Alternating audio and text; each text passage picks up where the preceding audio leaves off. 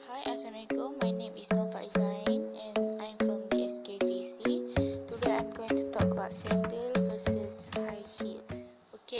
This is sandal shoes and high heels.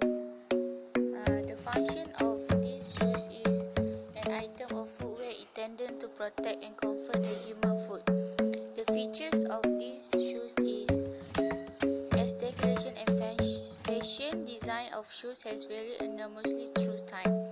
It also have many type of design and have many sizes that can fit children and adult feet. The weakness of these shoes is consists of only a thin sole and simple strap and is sold for a low cost.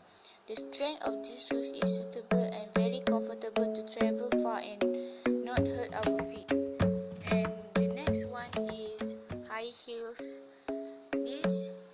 The function of high heels is the item of footwear intended to protect and comfort the human foot. And the features is it is made from leather, wood, canvas, rubber, plastic and many more. It also have many sizes that can fit children and adults. The heel grip.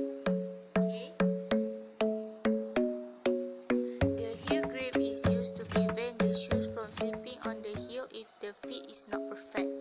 The weakness of these shoes is not suitable for a long journey which can cause injury to our feet. The strength is made by